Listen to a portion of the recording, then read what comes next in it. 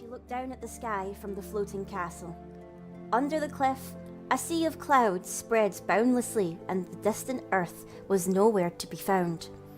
This floating castle, which was once lifted by magical powers, is always covered with clouds to hide its existence. Therefore, the girl can't see the face of the earth, but she is watching the land covered under the sea of clouds as if she feels nostalgic for the faraway planet. An elf child living in this castle came trotting up to the girl and asked her, "Hey, why are you always here?" "That's because I need to remember my place." "Eh? I don't understand." The child looked sullen. Then she smiled gently and reminded herself that there was something she had to remember. This castle exists in a mysterious space between the moon and the earth, and time goes by so slowly here. That's why the space-time continuum here is separated from the external world by the supernatural powers of Feasting, one of the magicians from the group of the 6 sages, who was now a true magic stone harboring her soul and magical powers.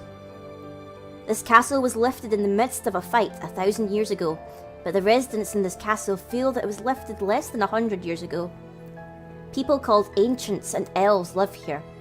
Among them, there are some people who once fought against great old ones with the immortal princess and the 6 sages. The girl is one of them.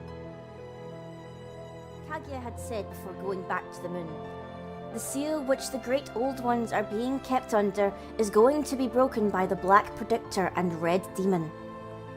This castle is protected by supernatural forces, but the barrier made by Feasting will be powerless if the old tower is powered up. The Red Demon aims at this castle.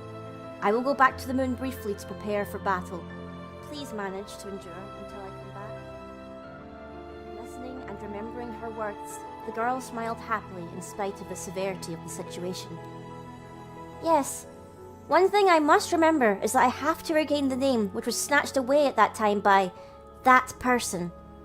Finally, the time has come," the girl thought to herself.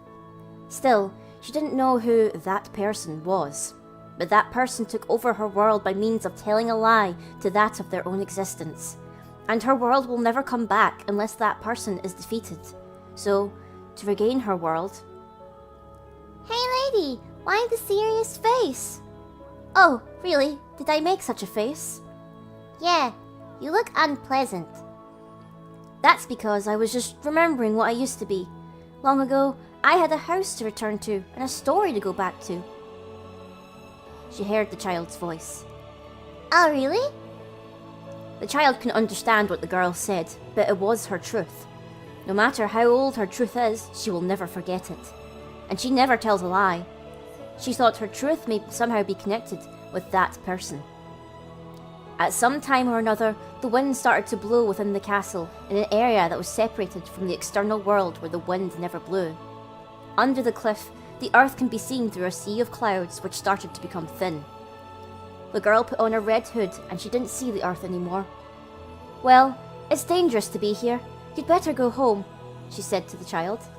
"Okay, I got it." "Don't stop off somewhere on the way." "Okay." The child trotted off and retraced her way again.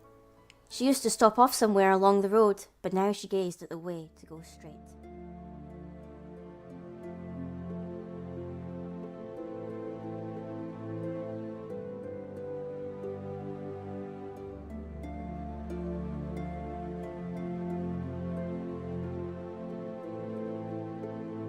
This video was made possible thanks to patrons such as Alucard and Craig McCutcheon.